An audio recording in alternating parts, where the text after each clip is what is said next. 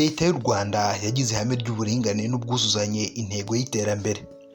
Kubera ubushake bwa politiki n'ubuyobozi bwiza burangajwe imbere na Perezida wa Repubulika Nyakubahwa Paul Kagame, Leta yakoze byinshi mu kwimakaza ihame ry'uburinganire n'ubwuzuzanye nk'inzira ihamye yo kugera ku iterambere rirambye kandi ritagira uwo risiga inyuma.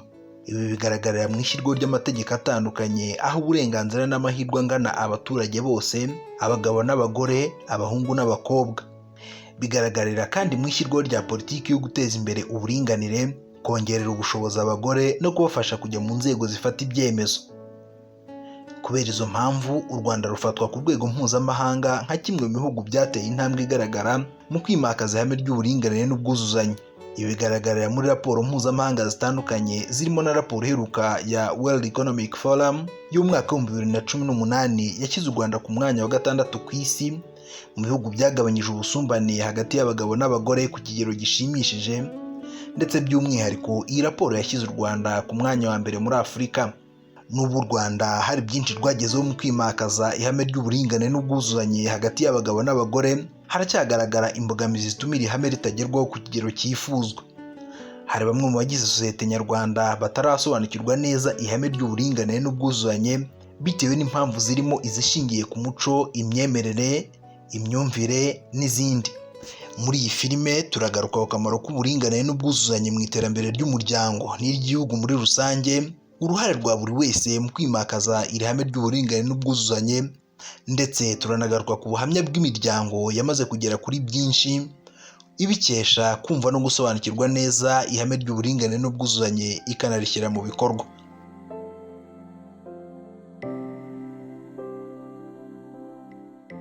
Genda mu cyongereza babyita ngo ni social construction. Iyo uhereza umuntu kubera ko yavutse ari umukobwa cyangwa ari umugabo. Gender equality. Noneho naho uba wamaze gusesengura ukabona yuko genda ubwayo yonyine itera ubusumbane. Ukavuga uti kubera yuko society igenda yubaka icyo kintu igahereza abantu bamwe ingufu kurusha abandi, ikabahereza uburenganzira kurusha abandi, noneho wamaze gusesengura uravuga uti kugira ngo nkemure iki kibazo reka beho gender equality. Akaba ari nacyo u Rwanda rwakoze. Iyo igihugu gifite abagituye, baba abagore baba abagabo, bose ukabaha amahirwe yo kugira ngo bashobore gutanga umusanzu, ariko nanone ukongera ukabaha amahirwe angana yo kugira ngo bashobore kugira ubumenyi, bashobore kugira ubushobozi, bwabo buturutse mu burere, bwabo buturutse mu mutungo, accessibility ku mutungo, byaba biturutse mu bundi buryo bwose, byo twita empowerment baba bafashije abantu kugeraho. Icyo gihe nawe uba uhaye igihugu amahirwe yo kugira ngo ugire abantu benshi kandi banyuranye bashobora kugira ngo bakorere igihugu cyabo nabo bikorera ubwabo. Iri hame ry'uburinganire ryatumye n'ubukungu bwacu bwihuta kubera yuko noneho abakora ni benshi kandi badakumiriwe. Murabona ukuntu ubukungu bwacu buri kwiyongera kuko abagore barakora bagacuruza bakavanwaho imisoro n'amahoro, n'abagabo bagakora bagacuruza bakavanwaho imisoro n'amahoro. Umuryango, umugabo, umugore, mu gihe bose bashobora kuba bakora ibishoboka byose kugira ngo bagire igifasha umuryango kugira ngo uzamuke. Iyo bikoze ku rwego rw'igihugu bifasha igihugu cyane mu by'ukuri kugira ngo kizamuke. Ntabwo wavuga ngo umugabo niwe wenyine uzatunga urugo ngo bishoboke. Iyo barutunze ari babiri kandi bose bafite amahirwe angana, bakanafasha n'abana babo, abakobwa, abahungu, kugira ngo bahe amahirwe angana, ibyo byose birafasha kugira ngo noneho igihugu gishobore kuba cyazamuka. Niyo mpamvu na leta yafashe izo ngamba, cyane cyane ngira ngo abize amateka yacu nyuma ya jenoside yakorewe abatutsi, abadamu nibo bari benshi 52%. Icyo gihe rero biza kuvuga ngo noneho ba bandi bake cyane 48%, babagabo nibo bagiye gutunga urugo, kuzamura ubukungu bw'igihugu, ntabwo igihugu cyaba kigeze aho kigeze ubu ngubu. Urugo tuvuga ko ari kiliziya y'ibanze, ni rwo twese twubakiraho. Rwa rugo rero rw'umugabo n'umugore buzuzanya neza ni narwo rutegura ababana n'ingo z'ejo, kuko umugabo azabyiruka, umusore azabyiruka modeli afite, urugero afite rw'umugabo ari ibyo yabonye uko se abigenza. N'umukobwa azabyiruka yashake yubaka urugo abe umugore mu rugo nk'uko yabonye mama we abigenza. Kwita ku rugo rero muri uwo myumvire n'uwo murongo w'uko umugore ni mugenzi wawe Imana yaguhaye mureshya, n'umugabo mubonamo ishusho y'Imana. Noneho icyo gihe bitegura n'ingo z'ejo. Umuryango utarimo ubumwe bw'umugabo n'umugore, umuryango utarimo ubumwe bw'ababyeyi n'abana, umuryango utarimo ubumwe n'abaturanyi bawo, umuryango utarimo ubumwe mu gihugu, uwo muryango uhaba umuryango. Ubumwe is the key. Ibyo mvuze iyo bitabayeho, ingaruka ziba mbi ku buryo bidasenya umuryango gusa, bidasenya n'umwana gusa, bidasenya n'umugabo gusa, bidasenya n'umugore gusa, ahubwo bisenya igihugu. Kuko umuryango niwo rufatiro. Nitutagira imiryango bizatugora kubaka igihugu kizima. Imiryango itari ya leta ifite uruhare rukomeye mu kwimakaza ihame ry'uburinganire n'ubwuzuzanye. Icyambere, dufite uruhare rukomeye mu guhindura imyumvire y'Abanyarwanda. Twebwe nka rw'Umuryango twibanda ku guhindura imyumvire y'umugabo, kumva ko uburinganire bubareba, kumva ko uburinganire n'ubwuzuzanye atari ikibazo cy'abagore, kumva ko nabo bafite inyungu mu guteza imbere ihame ry'uburinganire n'ubwuzuzanye, bakumva ko nabo niba bigiramo uruhare bazaba bateje imbere umuryango.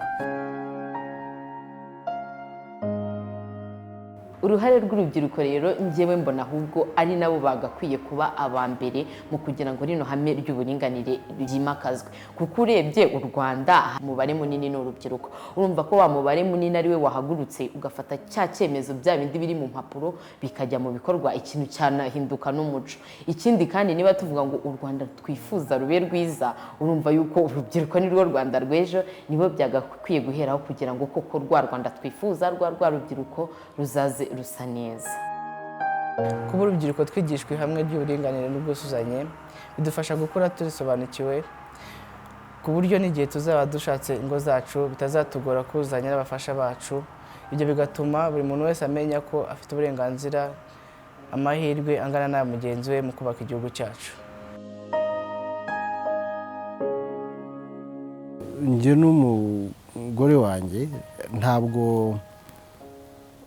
ntabwo tuvuga ngo ibi ni ibishinzwe umugabo, ibi ni ibishinzwe umugore, gusa hari uburyo tubyumvikanaho bijyanye n'ubushobozi, bijyanye n'ubushake, ndetse n'uzi no gukora ibintu runaka. Rero tubana gutyo, tukakora imirimo yo mu rugo, umuntu agakora iyo ashoboye n'iyo ashaka, ariko tugasa naho tubyumvikanaho kugira ngo hataba akajagari. Cyane cyane byaba ari ukurera abana, byaba ari ukujya mu isoko nk'uko, gukorana n'abakozi kubayobora ibyo bagomba gukora bijyanye no guteka n'indyo yuzuye n'isuku, ibyo byose ni ibintu dufatanya. Kuzuzanya n'umugabo wanjye bituma ntaboneka njyenyine, bituma dufatanya akazi, bigatuma hatabamo no kwitotoma kuvuga ngo ngiye ndavunika cyane ndakora akazi kenshi uriya nta kintu amariye, bikanatuma tugira umunezero hano mu rugo. Byadufashije ibintu byinshi. Ikintu cya mbere ni uko nk'abana dufite barabyishimira cyane, igihe abana babonye dufatanyije akazi baranezerwa, ubona bavuga dadi arimo arategura saladi, mami arimo arateka, abana birabashimisha cyane. Icyo kintu cya mbere bivuze ko kuko abana nibo u Rwanda rw'ejo. Rero bisobanuye ko abana bacu mu gihe babona dufatanya akazi nabo bazakora ibimeze gutyo mu mago yabo. Ntarasobanukirwa ihame ry'uburinganire n'ubwuzuzanye, njyewe aha mu rugo nkimara kuzana umugore wanjye numvaga ko njyewe umuzanye ko agomba kuza ari nk'umugaragu, ibyo akora byose agakora ibyo mutegetse. Numvaga njye ndi umutegetsi we akaba ari umuja. Ariko nyuma maze gusobanukirwa neza n'uburinganire n'ubwuzuzanye icyo ari cyo, narigizanya rwose turatangira dushyira hamwe. Niba mu kabari naragiragamo imyenda y'100,000, ntangira yandi twashyanaga mu kabari, nashyanaga mu kabari nkamubwira nti dushaka uburyo tuyizigama.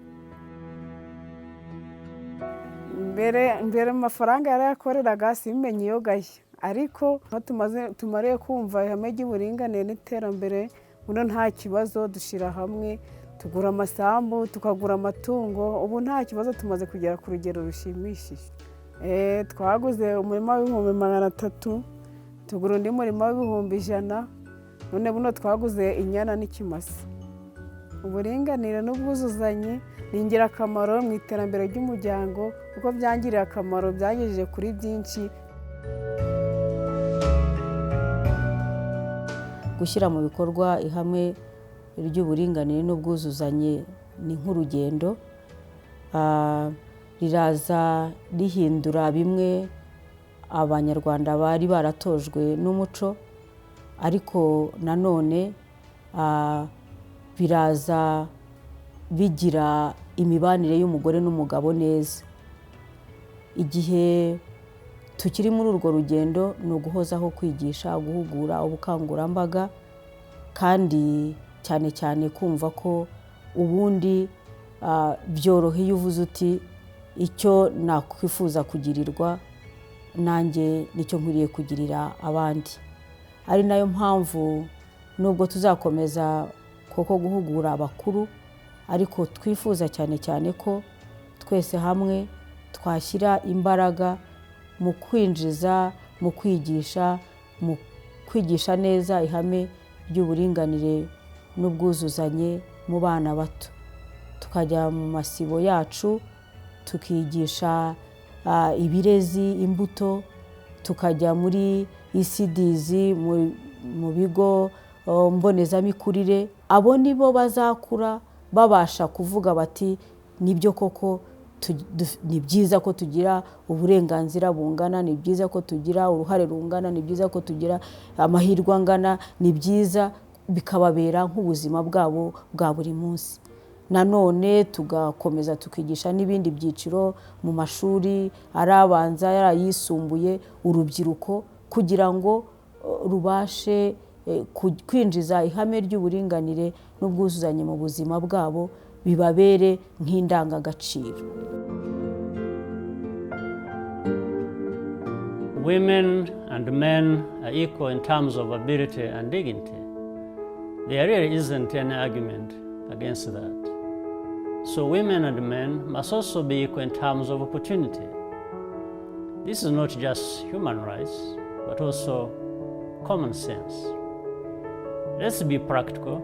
We can't reach our common development goals unless every member of society is able to use his or her talents to the full. No one benefits when women are held back.